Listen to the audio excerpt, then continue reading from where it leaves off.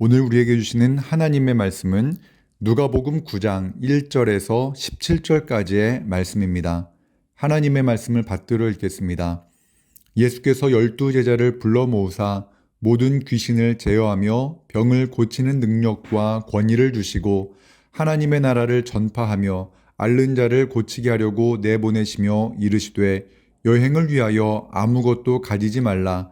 지팡이나 배낭이나 양식이나 돈이나 두벌옷을 가지지 말며 어느 집에 들어가든지 거기서 머물다가 거기서 떠나라.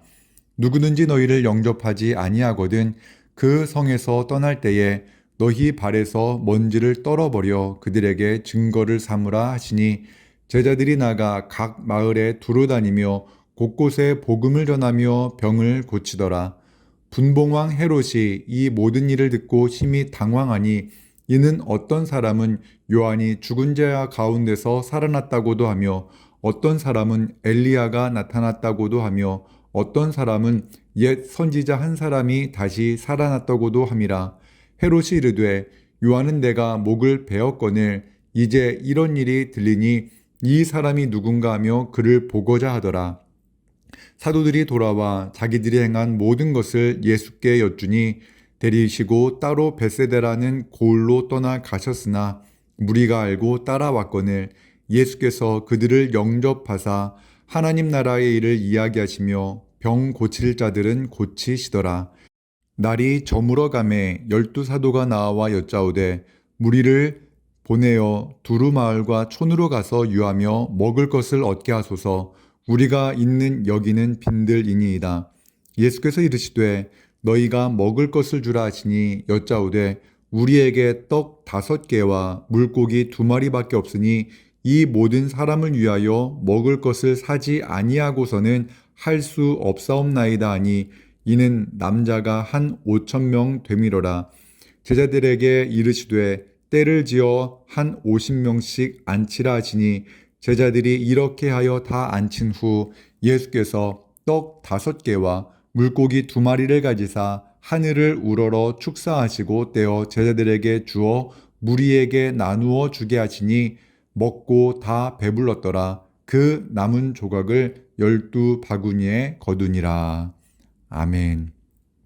오늘 이 본문의 말씀으로 하나님의 나라를 전하는 제자라는 제목으로 하나님의 말씀을 나누겠습니다.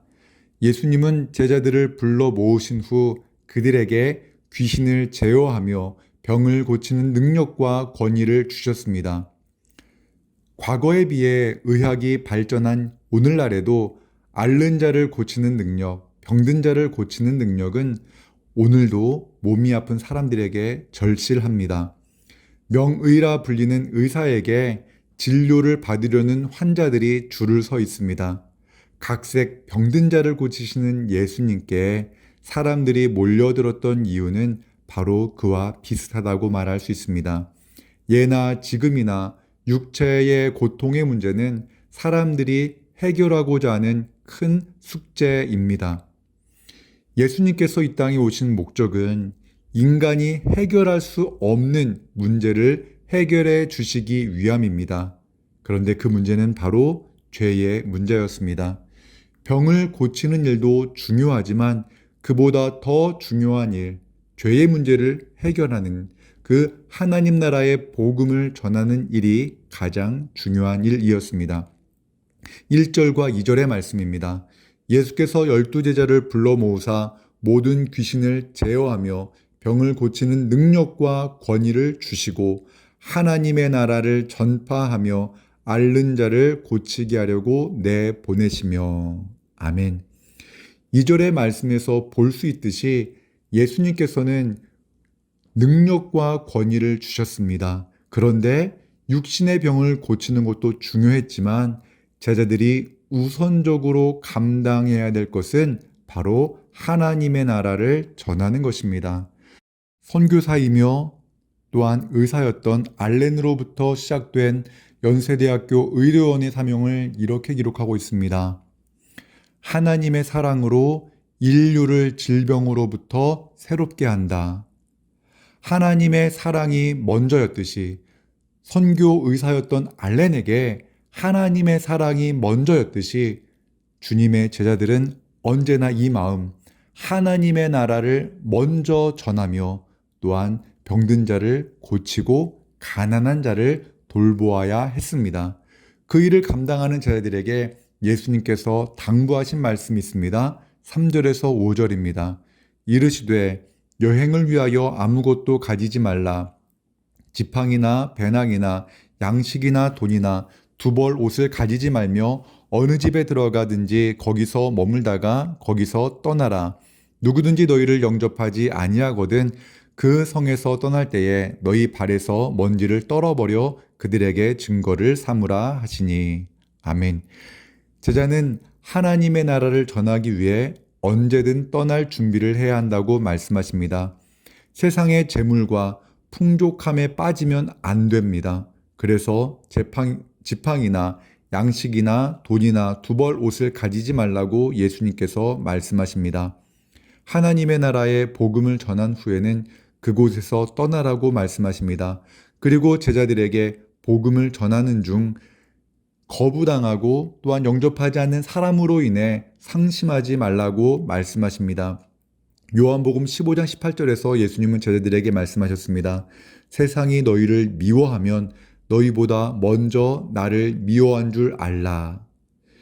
예수님께서 사람들에게 미움을 받았듯 제자들도 사람들에게 미움을 받을 수 있습니다. 제자들은 예수님께서 주신 능력과 권능으로 하나님의 나라를 전하고 병든 자를 고쳤습니다. 6절입니다. 제자들이 나가 각 마을에 두루다니며 곳곳에 복음을 전하며 병을 고치더라. 아멘. 제자들은 각 마을에 두루다니며 예수님의 말씀처럼 복음을 전하며 병을 고쳤습니다. 성경은 분명하게 우선순위를 정해 줍니다. 복음을 전하는 것이 우선입니다. 그러면서 병을 고쳤습니다. 예수님의 말씀에 순종해 하나님의 나라를 전하고 병을 고치는 제자들의 사역으로 인해 일어난 사건이 7절에서 9절에 기록되어 있습니다. 그 사건은 바로 분봉왕 헤롯이 제자들의 사역으로 말미암아 심히 당황했다라고 하는 것입니다. 여기서 당황했다라는 표현은 정신이 혼미할 정도로 놀랐다는 의미입니다. 헤롯이 죽였던 세례 요한이 다시 살아나는 것은 아닌지 두려워하기도 했습니다. 제자들의 사역으로 인해 세상 권력자가 당황했다고 성경은 말씀합니다. 교회는 그리스도의 몸입니다. 또한 예수 그리스도의 제자 공동체입니다. 교회가 하나님의 나라를 전하고 마음이 병들고 몸이 병든 사람들을 돌볼 때 세상은 예수님에 대한 소식으로 인하여 두려워하고 또한 예수님이 어떠한 분인지에 대해서 궁금증을 갖게 됩니다. 10절에서 17절의 말씀에는 오병이어의 기적이 기록되어 있습니다.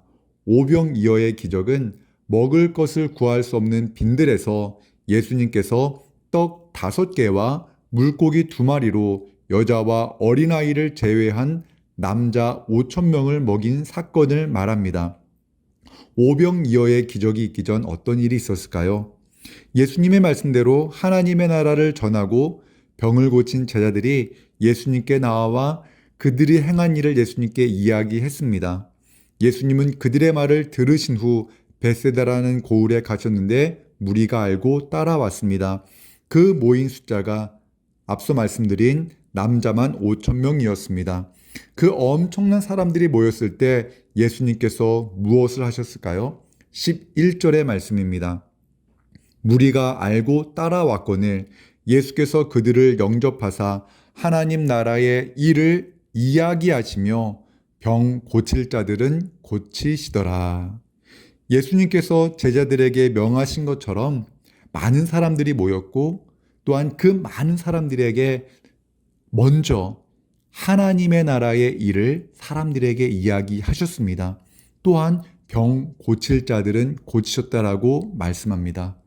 예수님 역시 하나님 나라의 이야기, 즉 복음을 먼저 전하셨습니다. 예수님께서 이 땅에 오신 것은 하나님의 나라를 전하기 위함입니다.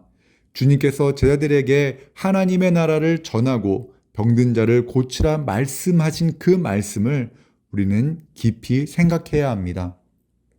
우리는 때때로 사람과의 관계를 너무 고려하다가 복음을 전하지 못하고 오직 병든 사람만을 고치려 할 때가 종종 있습니다. 좋은 관계를 유지한 후에 기회가 오면 복음을 전하겠다고 생각할 때도 있습니다. 물론 좋은 관계를 유지하고 상대에게 좋은 이미지를 만든 후에 복음을 전하는 것 매우 지혜로운 선택입니다.